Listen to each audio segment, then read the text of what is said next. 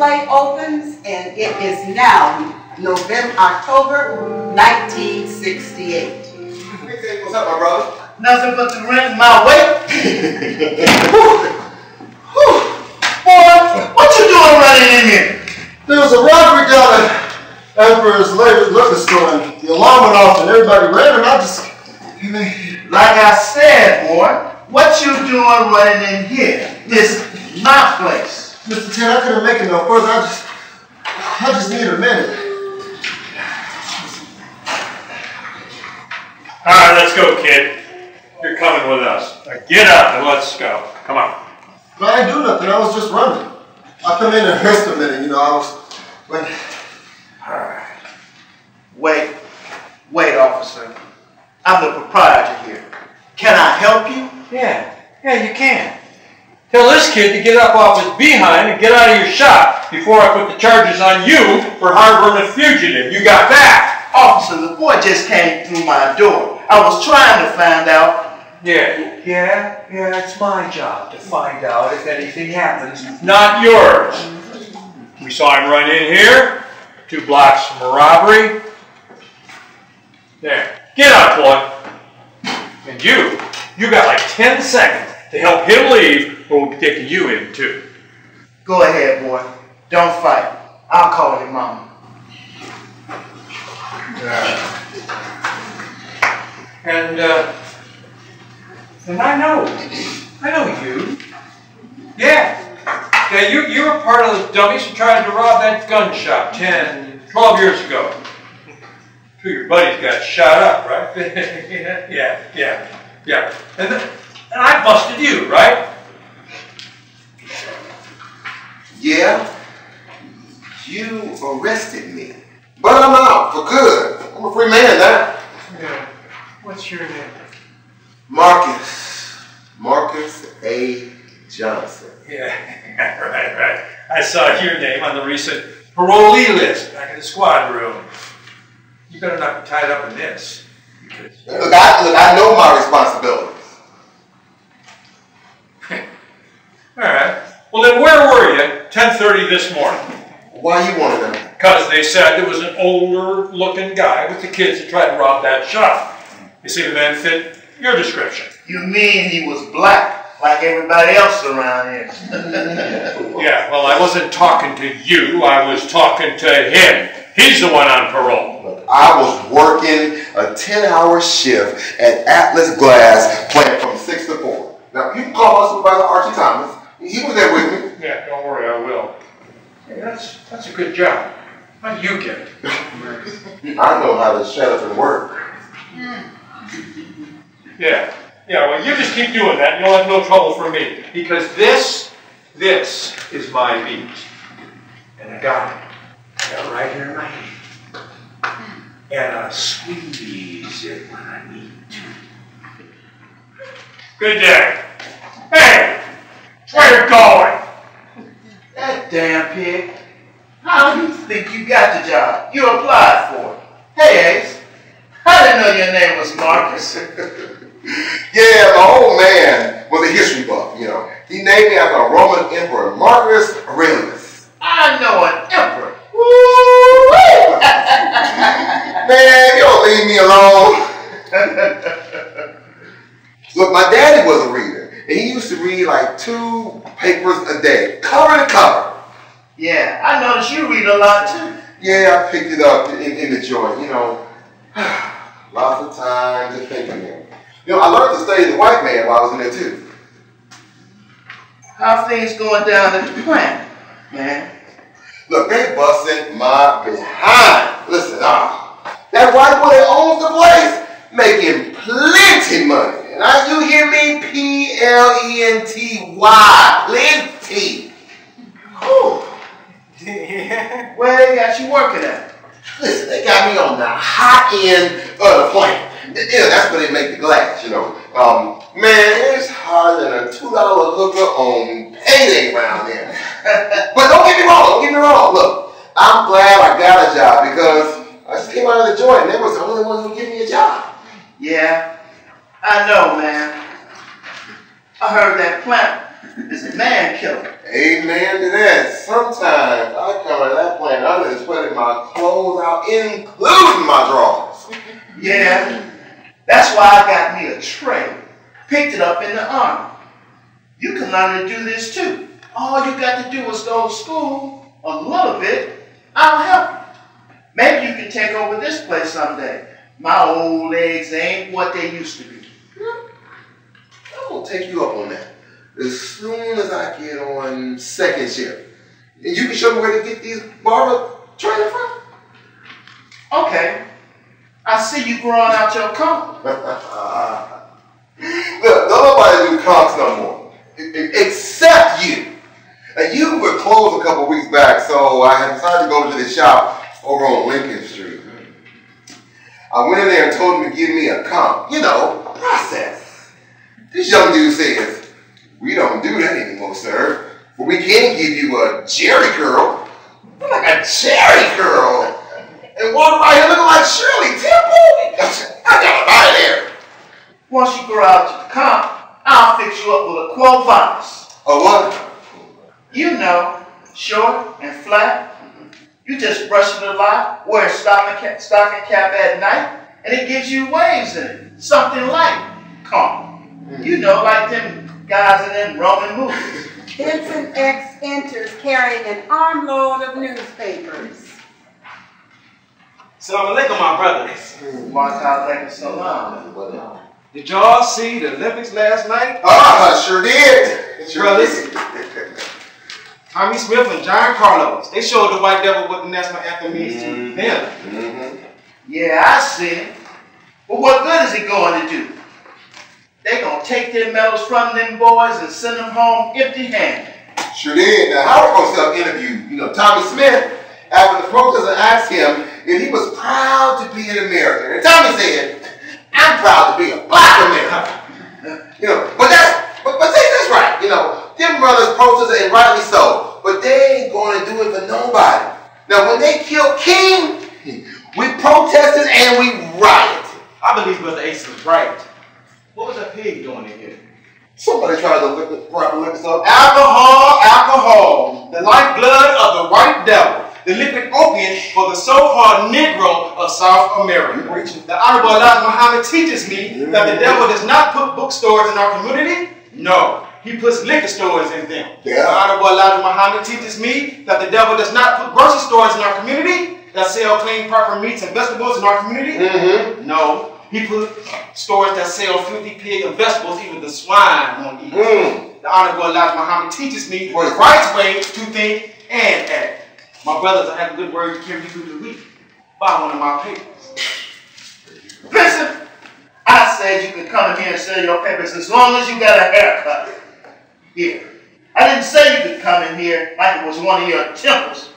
Some of us like pork, some of us like greens. Look, I ain't cut your hair much, but you keep coming in here selling your papers and using my toilet. The Honorable Elijah Muhammad teaches me. He needs to teach you to clean the toilet. Now get out of here unless you come to get a haircut or clean the toilet. Wallahi. Then I should depart from you as I greeted you, my brothers. And the language is our messenger, Shukran, Baraka, Allah Fikam.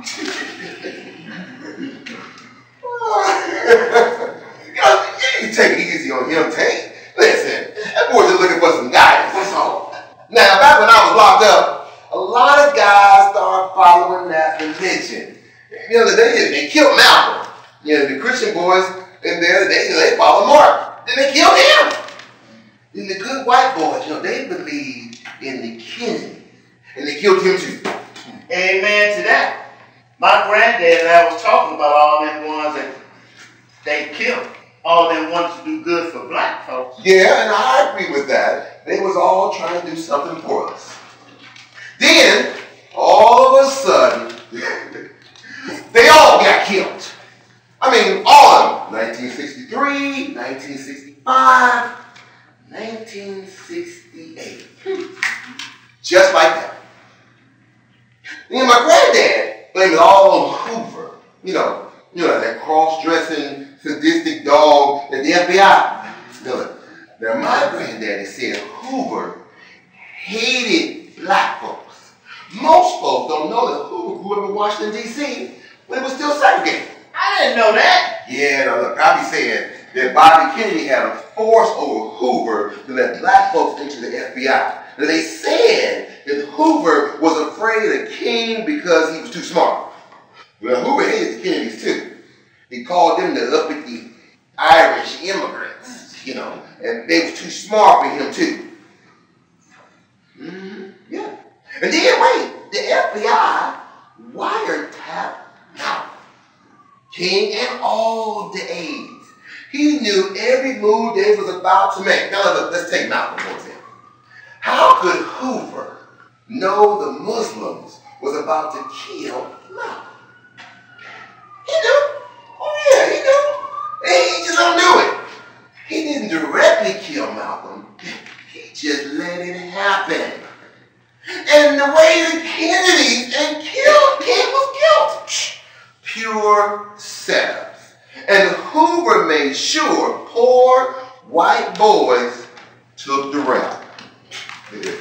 But I'm glad to be an American. Yeah, American. How I love you in my own way.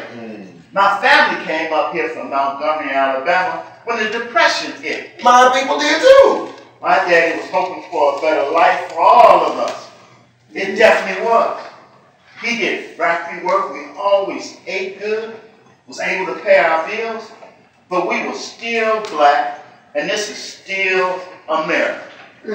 But like he would say, white folks is all white together for the benefit of white folks, and they're going to keep it that way. Mary Ellen, the letter carrier, comes into the shop, and it is now Kate plus Ace's barber shop. Patrons are in the chairs. The story moves forward to November 1988. Hey, Miss Lady, you want to cool your heels a little, or do you want to cut? I'm fine. Take comfort cut. How long to wait? About 10 minutes. Okay. Did you folks hear? Did you hear? We got ourselves a black presidential candidate, Jesse L. Jackson. He's on the ballot. This is a new day. We can vote for Listen, it. I thought I'd never see it. Jesse is the new way and the new day. But some folks ain't ready for the new day. Tate, what you think about him on the ballot? Jesse on the ballot? It don't mean nothing. It's just a publicity stunt. A lot of blacks have run for president before. Frederick Douglass, Shirley Chisholm, some communist guys, and a bunch of folks from no-count parties. You know, some folks like you can never stand a change they don't want to see. I didn't say I didn't want change. I said this change don't mean nothing. It's just a publicity stunt. Well, it happened anyway. And he had to get a lot of white votes to even get on the ballot.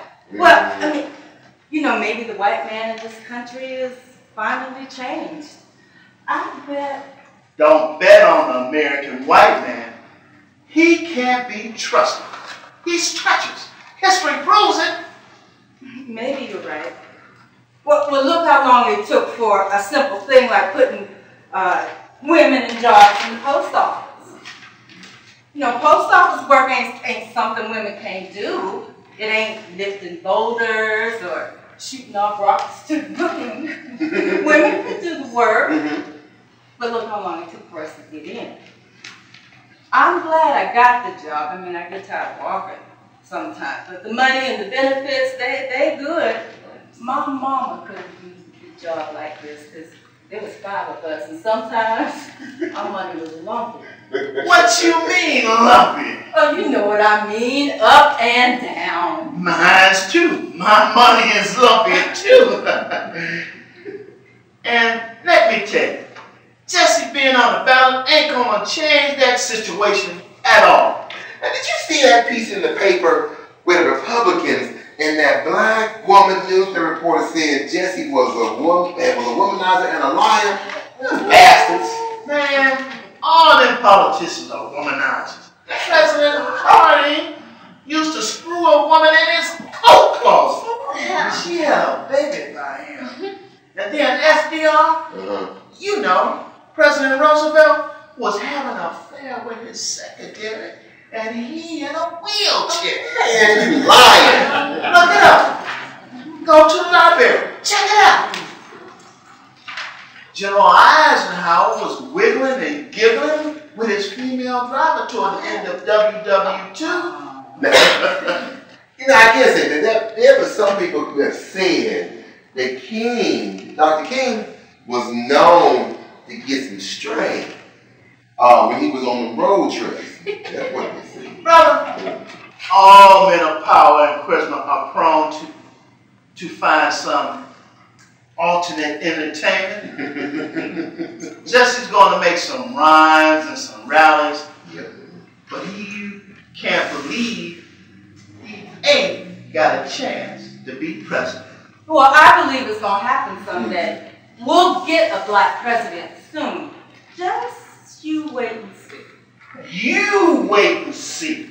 Just like Pappy would always say, white folks is all for white folks together for the benefit of white folks, and they're going to keep it that way. The carrier comes in to the... 1 month has passed, and we're on a corner near Tate's shop. We see a young boy throwing snowballs at a boy that we can't see on another corner across the intersection. Police officers Sharon Ryan and Jane Morris are on patrol in the area. December 1988. Well, Janie, 1 more month and I can hang it up. Wanted to ride with you. It's my last week. I need some time to share some secrets about patrolling. I appreciate your help. Being a black rookie in a black area like this one is going to be difficult. Yeah, well, this was my first beat. It was my Uncle Connor O'Neill's only beat. This is the jungle. This is where you are the only real law and order in the area. Officer Ryan, I'm not sure that's accurate. I grew up in a neighborhood like this one in Cleveland. We had our challenges, but... Yeah. You came from a stable home, didn't you? These people down here, they don't teach your children discipline, or respect for others, or even basic manners. Sure. You gotta teach them. Now look, old Connor ruled this place with an iron fist, because he had the leeway to do it. Those days are over. We don't have that luxury. We gotta be more indirect these days. And you got a CYA. You got to cover your ass all the time. Sounds like you're saying we control and not serve. But I mean, well, we serve the good people. We control the rest. You can make it down here in this pit, you can make it anyway. Now listen. Use the stop and frisk method to keep them aware that you're around. It also helps to build up your numbers, too. Hey, look over there. 2 punks in a snowball fight across traffic. Ooh, look at that! That one just missed that car. All right, let's go teach them some manners. Let's get you a collar.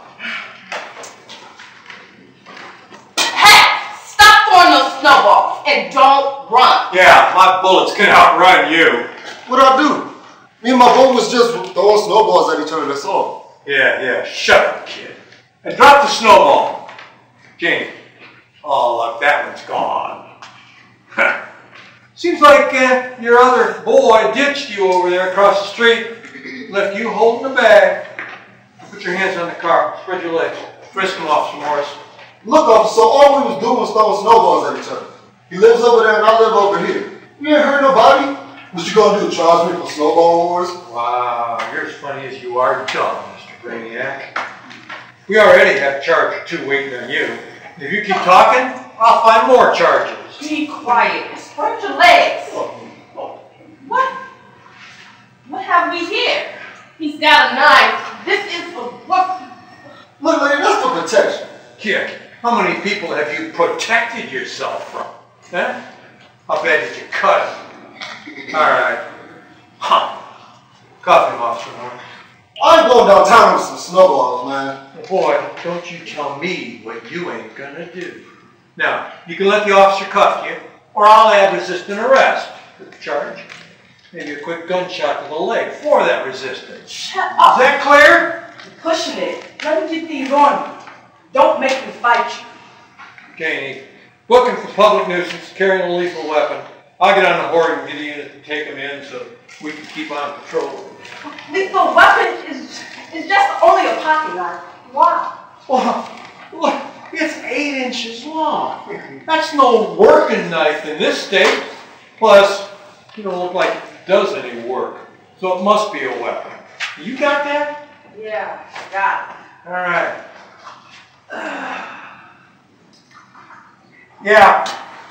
Yeah, send a unit in. Take in 1 juvenile to be charged. Public nuisance. Oh, and he is carrying a deadly weapon. Yeah, knife blade over 4 inches. Throwing snowballs at passing traffic. Why charge him? Sarge, this is the jungle. You gotta teach these kids early before they start shooting at us. Yeah, I got the rookie with me. Showing her the details of policing in the jungle. Yeah, I know the weapons charge might hurt the kid. Yeah, he's young. A little time in the detention center won't hurt him. Yeah, we're standing by. Yeah, 79th, Lemoyne.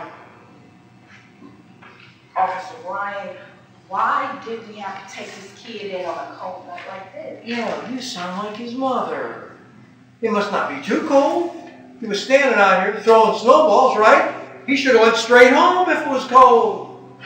Look, Janie, they were hitting cars. It could have caused an accident. They should have learned better than that in their homes. These people are animals. Honey, why do you think they call this the jungle?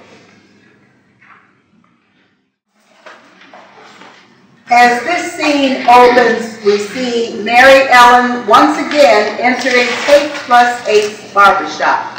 Now, Tate is in a wheelchair and he's reading a magazine, and Ace is working on a customer. Another 20 years have passed.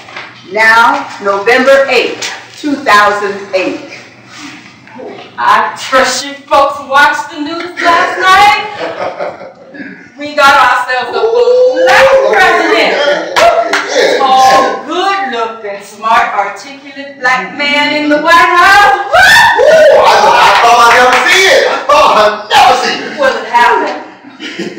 I told you 20 years ago that this was going to happen. And Obama had to get a lot of white votes to get him in, too. Now, did you guys see that piece in the paper where they said 150 Republican congressmen at a secret meeting the same night Obama was elected? No. What you talking about? Well, you know that senator leader, you know, the one that looks like a turtle and has that fine Chinese wife. Can't think of his name right now. But anyway, the one that wanted to do all they could to make sure Obama only lasted 4 years. Hey, bastards. You ain't no kid. What you expect? Just like my papa always say, even if you're a black man with a Harvard education, wearing a $1,500 suit and has a mouthful of beautiful words, they still aren't going to accept him. When it comes to dealing with us, they will unite in a minute to stop us, black president or not. White folks are all for white folks together for the benefit of white folks. And they're going to keep it that way. We're on a corner near Tate's shop. As this scene opens, we see Mary Ellen entering the barbershop, Ace's barbershop. Ace has a patron in his chair. Mary is angry and frustrated because another 8 years have passed, and it is November 9th, 2016. Shut up! What's wrong? Now, one of them dogs on your mouth come after you. No, it's not that simple. about last Oh, night. shh. Now we got ourselves a rich, racist, white pitchman as president. I thought I'd never see it. But racism and stupidity done raised his ugly head again. I'm so glad Tate didn't live long enough to see this. Yeah. Whew. Tate would have had a heart attack. How could a crotch-grabbing, vain, spoiled brat, liar that never had a government job, never revealed his tax return, never worked well with other people, and never had anybody but white folks in his inner circle become the president? Did you hear he was going broke till his daughter got him a TV show? Huh, you're fired. They say he's indebted in crooks at Russian countries, AZAC, something, Yeah. something. How could a jerk like that become president in the USA in 2016? Let's look at that head. His head looks like something from an old 1950s motorcycle gang movie. You got a check for him, all right. Yeah, you got that right. Well, after 8 years of culture, class, and cool with Obama, we end up with a guy who has gone bankrupt 4 times, been married 3 times, is fat, ugly, and for real needs to find a barbershop. Ooh, man, look at you. What's the song you're playing? Oh, that's one of Tate's old favorites. Why am I so black and blue? But fast forward. Look, I've been hearing it in my head ever since that spoiled boy that needs a haircut was elected to the White House. Like Tate used to say, white folks is all white together. Say that. For the benefit of white folks. And They're they gonna stay that way. Hey, buddy, I hear it's your birthday. Woo! Listen, sure is. I'll be 70 years old. Yes. And what you gonna do to celebrate? Oh, you know, I'm gonna close early. And then I'm gonna go down to Lula's, okay? And, you know, and give me some fried liver and onions. Then give me a card game or two. And spend the rest of the evening enjoying things with 3 of my best friends. Okay. Jack, Jim, and Johnny. Jack, Jim, and Johnny, who are they? Oh yeah, you know them.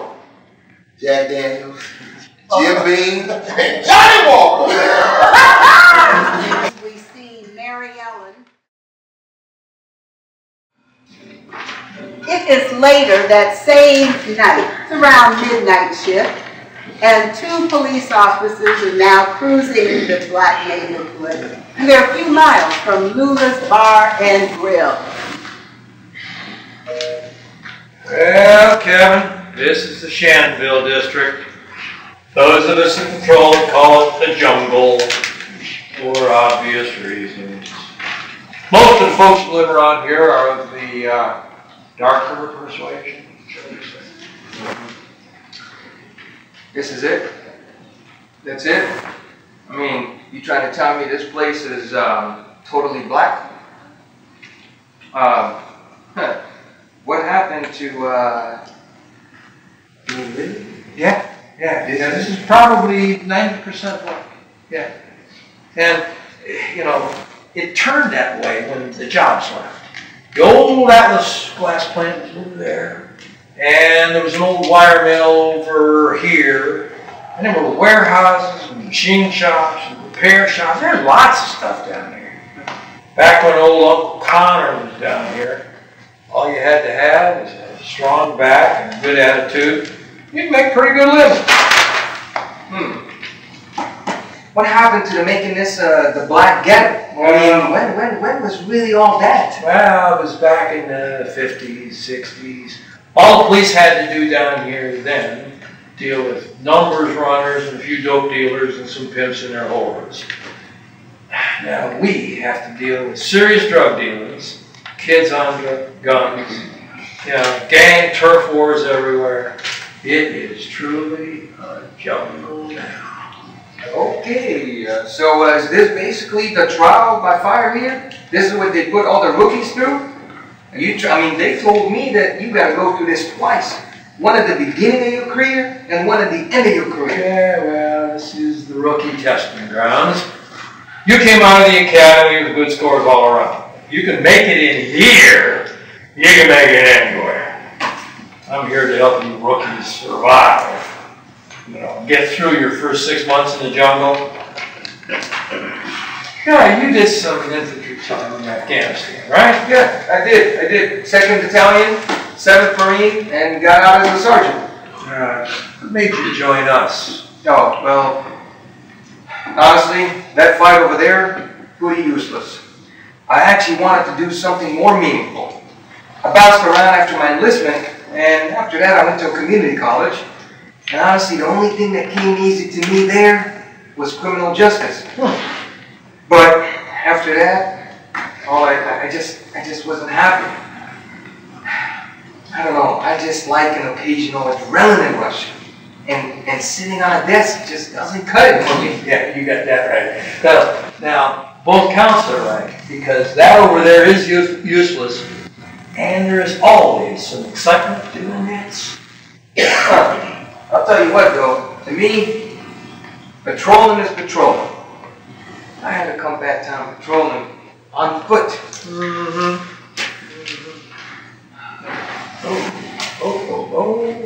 Oh, looky here. One of our fine citizens is swerving across his lane off on the berm, too. What do you think, Kevin? Looks like a DUI collar for us. Yep, he's definitely driving erratically. All right, let's follow him a ways to be sure before we pull him over. I'll tell you what, let me drive. Quick. All right.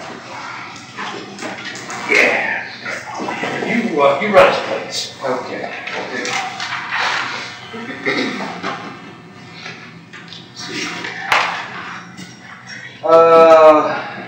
Let's see.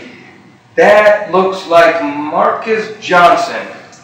Black. Look at that. 70-year-old today. Bunch of arrests for disturbing the peace and protest marches. One resisting arrest. Look at what we got here. One unregistered weapon charge. Looks like it was quite a few years back. Actually, a long way back. He did some time down in the state for attempted robbery as well. He did 10 years hard time. And also says here he's got, actually nothing really within the last 5 years, but one traffic infraction and one illegal U-turn. Well, I know that old goat. He's our local black agitator. Ace is his street name. He has a barber shop and portrays himself as the local black messiah. Cost me 2 weeks' pay one time. My old man. Oh, you know what? It wasn't. It was Uncle Connor. It was Uncle Connor who used to roust him every now and then. This guy's been here in the jungle for years. This guy, how did he cost you something? Well, I was a rookie like you. Been on the force a year or two. He had one of his protests about something. They didn't have a parade permit. We had a female sergeant in charge of the detail to disperse them. She was trying to talk through it. How did that work out? Well, we were telling them to move along, go get a permit. Then one of the young'uns lunged at me. And being the gentleman I am, pulled out my handy asp baton, and I gave him a sting. Old Ace, he called the police brutality, and the guy got me written up. Like I said, he cost me a paycheck. Well, have you had any other recently run-ins? I mean, look at him. He just looks like he's an old man. Yeah? He's got to be harmless. No. Guys like him are never harmless. We faced off over a picket line in some of his recent protests. All right. Come on, let's pull him over. We need a collar. It's been a while. So hit the siren and lights. All right. Pull over, stop your vehicle. Do you have any weapons in the car? Yes, I do. I have 2 knives, mace, and a club. Alright, place them all on the dash in plain view. Alright, Kevin, let's dismount. I'll approach from the driver's side. You stay back in his blind spot. I'm the passenger side. Okay. Alright, turn on your body cam.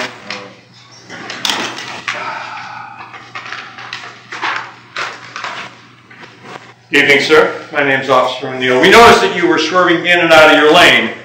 Are you all right? Yes, I'm fine. I was falling asleep. I was just about to pull over and give me a few Z's. Oh, it's you, Officer O'Neill. I'm honored to be pulled over by you. So, you doing patrol duty? You having a little trouble getting promoted? Sir, I'd like to see your license and registration, please. Sir, I smell alcohol in your vehicle. There ain't no alcohol in the car. Now, I had a few drinks last hour, a couple hours ago. Now you pulled me over because you don't believe I can own a Lexus on a barber salary. Sir, just turn off your vehicle, provide the documents, and exit the vehicle, please. No. I ain't getting out. Look, it's dark. There ain't no cars around. And this sounds like Rodney King all over again. If you think I'm drunk, then just write me the ticket. Come on. I'm not getting out of the protection of my car at night with 2 cops. Just give me the ticket. Come on. I'll call my lawyer in the morning. Anyway, you don't have no probable cause to arrest me. Sir, I do have probable cause. My partner and I observed you driving erratically, and I smell alcohol. And that's all I need.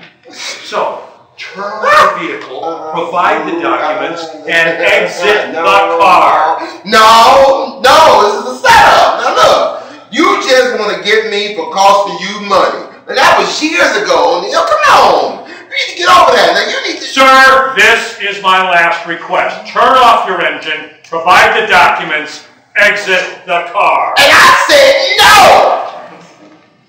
I'm not getting out of my car. I'm going home. As a matter of fact, here, I'm just going to pull up this... God, Kevin! Why'd you shoot? He couldn't go for his registration. I had it under control. It's off. All right, you have really cracked in your hat this time. Combat my ass. You panicked! I didn't panic! Look! I thought did you not see his hands move? I thought he was reaching. I mean, he's got that old gun felony. I didn't panic, okay? He was reaching for the glove box. Did you not see that? Look, he was really being belligerent, okay? And he had that old gun charge. That's what worried me.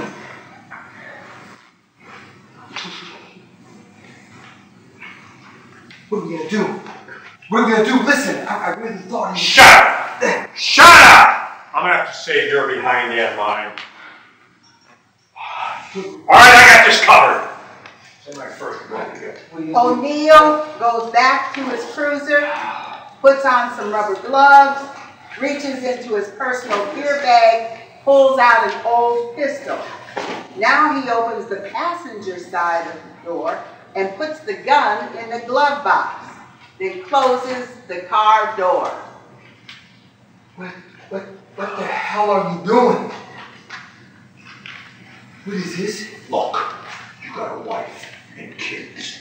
You got a career in front of you. I got the same situation in 15 years of service.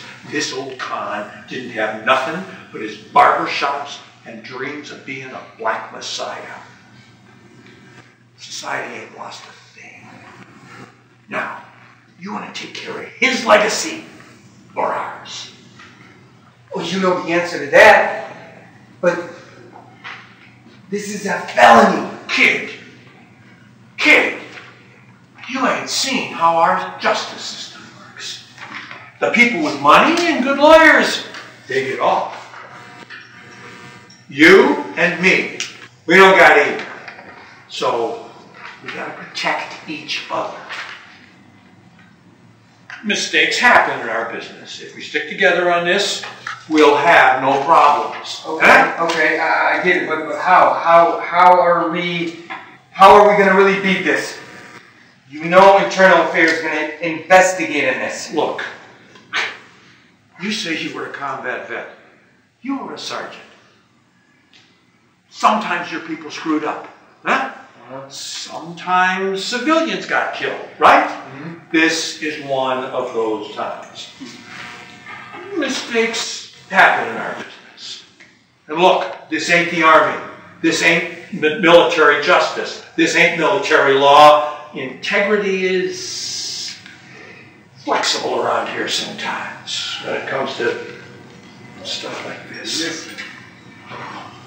Look, there are only two witnesses.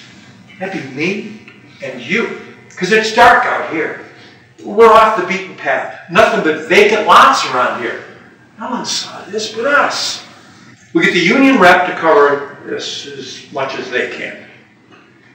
You and I will get our story worked out. A timeline, step by step. We'll rehearse it.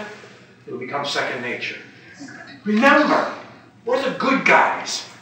Guys like him. Guys like him are troublemakers. Kevin, you're beginning a good career here. If we stick together on this. You got that? I got it. But, question, how many cases like this do cops really beat? Most of them. It may take a couple of years to totally wrap it up. Okay. But most of the time we win. All right? All you have to say is you thought he was pulling a weapon on your partner. All right? You saw that he was acting belligerent. You were in a backup position. You feared for the life of your partner. Just like you were trained. Okay. All right. I'm going to have you turn your body cam back on. Then open the car door, no gloves or anything. Look around the front seat. Make it look like you're searching the area after the shooting. All right. I'm going to call into HQ and report this. Turn it on.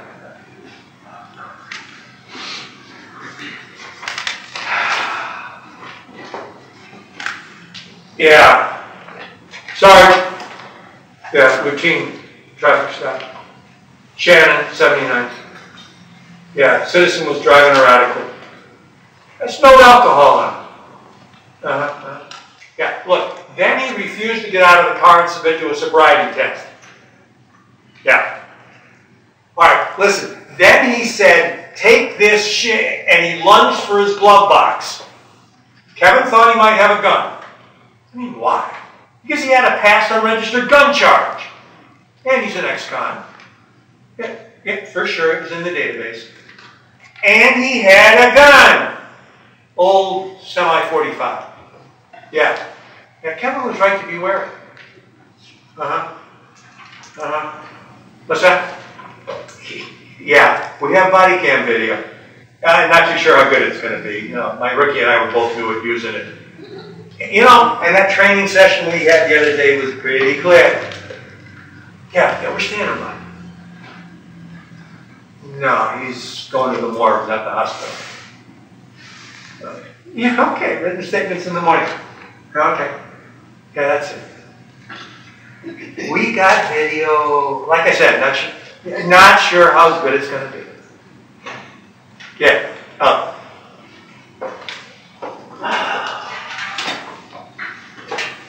Hey, Johnny? Huh? Whose gun is this? That gun is his, kid. It was my throwdown gun. No serial numbers, mishmash of fingerprints, except yours or mine. Fully loaded, so it had the potential to kill. And where did you get it? man, lots of places. For $100, we can get you one. The guy in the property cage, he'll pull one up for you. Most street cops have one. My daddy had one. His daddy had one. My uncle had one. Like my grandpappy used to say, I'd rather be tried by 12 than carried by 6. Listen, I owe you one. I owe you. Thank you for covering my ass. Okay. Question. What? Does everybody do this? What do you think, Kevin? What do you think?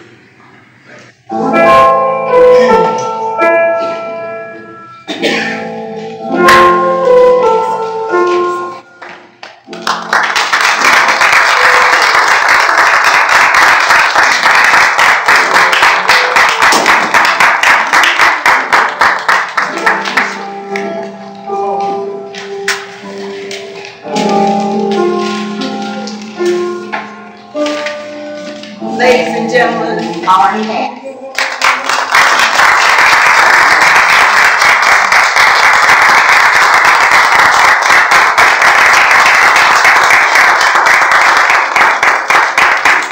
Anthony Brown, Schuyler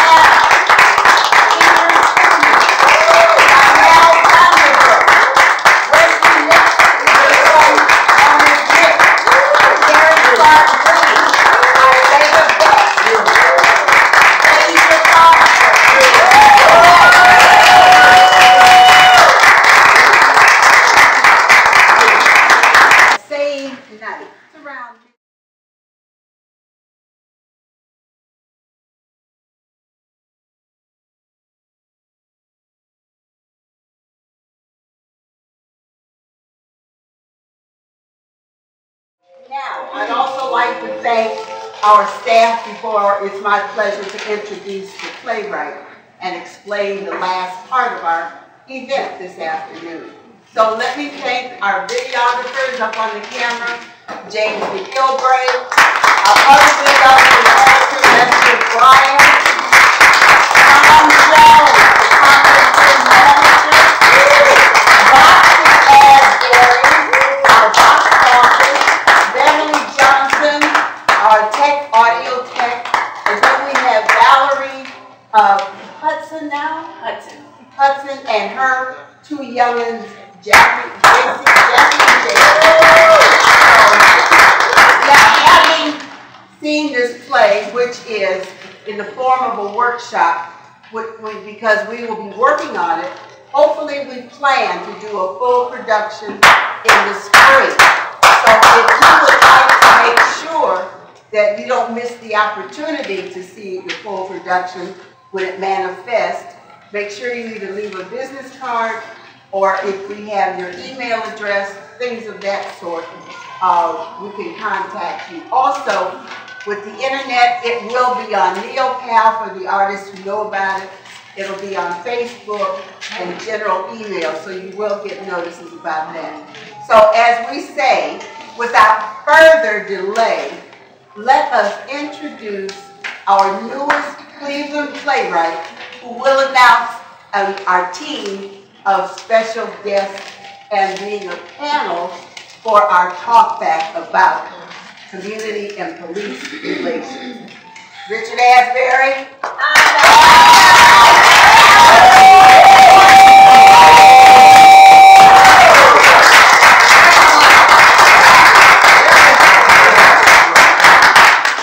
Good evening, everybody. Good evening. Thank you for coming. I thought I was going to be in this room by myself and with my crew. First of all, did you pick up a critic form on the back when you came in? Yes. Please, that is the critique that we would like about the play itself. Okay? What we're going to do now is talk about the implications of the play. What was the message of the play? How do you think the play could be used? When you complete that critique, let me see somebody. Okay. Please take time to fill us out. Give it to me or any of the actors. because I really want to know how you felt about it so we can move the ball forward and charge you to come see it on stage. Okay. To talk back, I'd like the folks that are in the front row to be involved in the talk back, because we're going to talk about the implications of the play and what message came through. The last line, and I got a question for you. The last line of the play was, what do you think? What do you think? Okay, Jason. What do you think? Okay, someone else. What do you think of what you saw? What do you think? Yes, ma'am. I think it was engaging. It was easy to follow.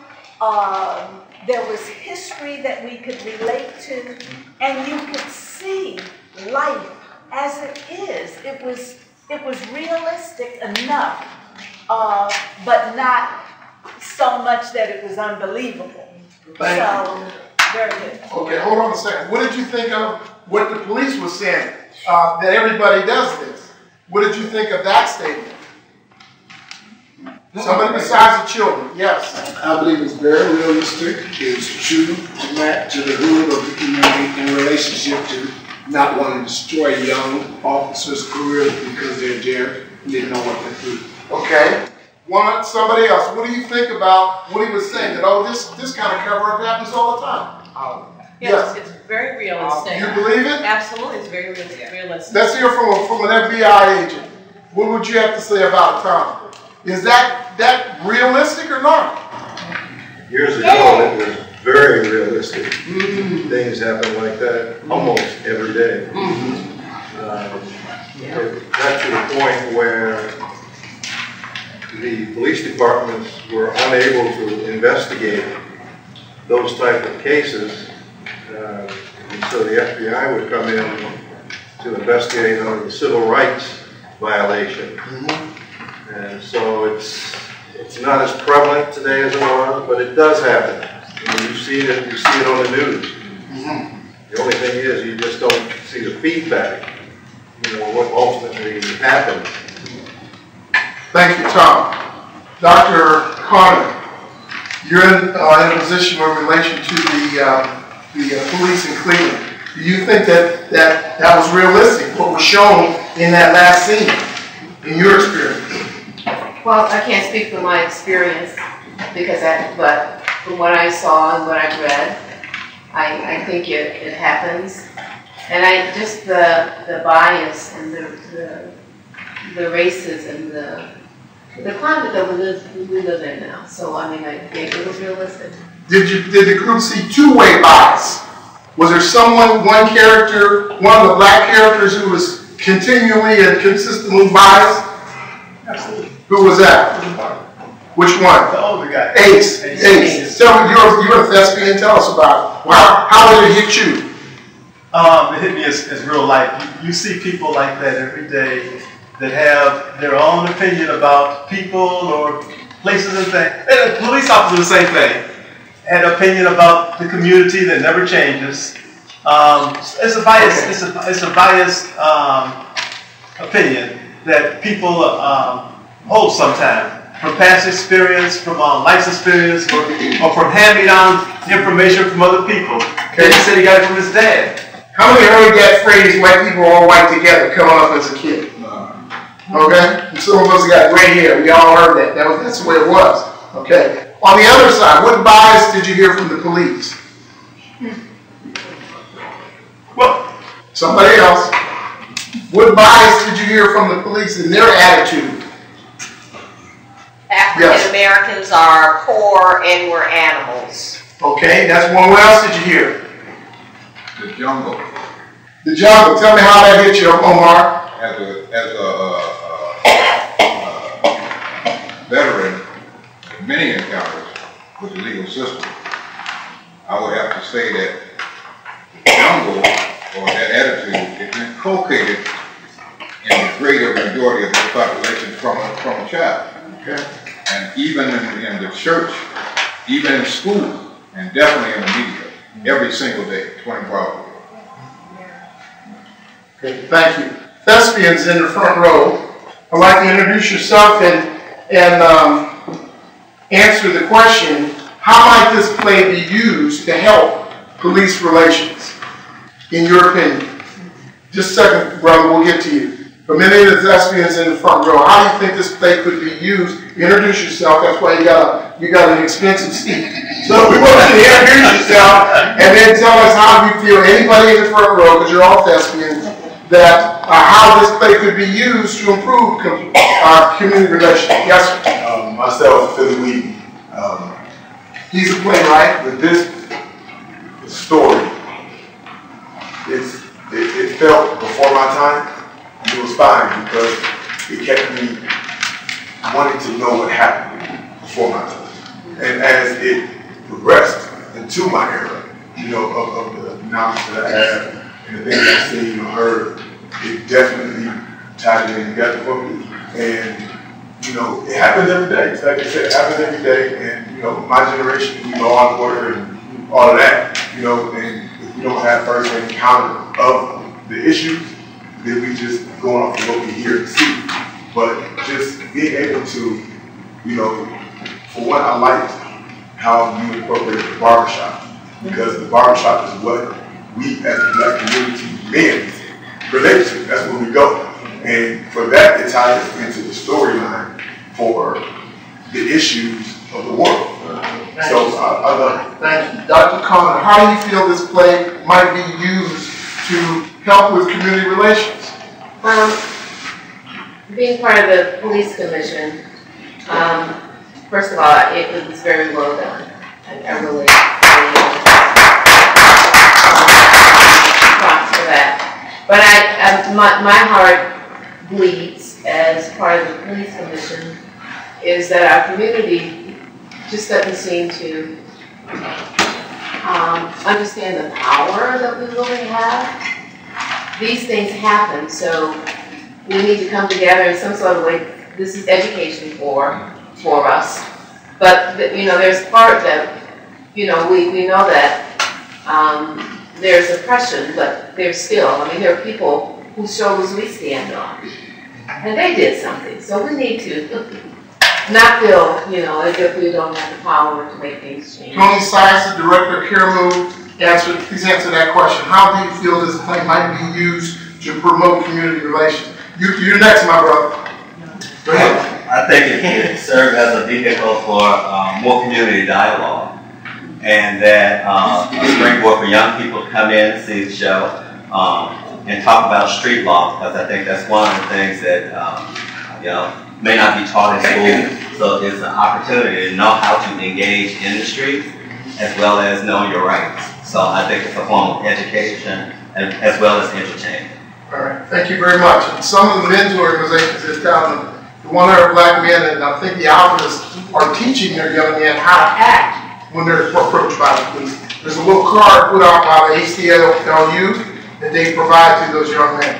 Yes, sir. Young brother in the pointed black hat. You had a question? He's 4 years old. He doesn't have any. All right. Hey, he might be a genius. I don't know. Nolan, young brother, answer that question. How might this play be used?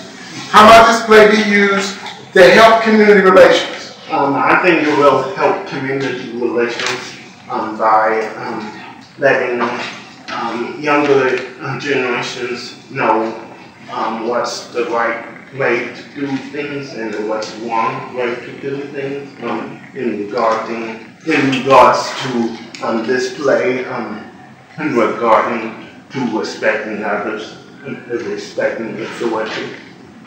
No one forgot to introduce himself. This man is a filmmaker, and he's in his 20s. He's already made a couple films. Okay. Yes, sir. Please introduce yourself, and you address that question, if you would again. My name is Chuck Willis. I think one thing that the play brings out is the interaction of human empathy.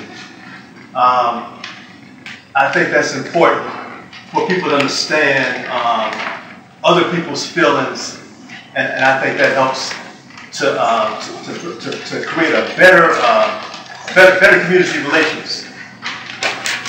Thank you. Presser, address the question, please.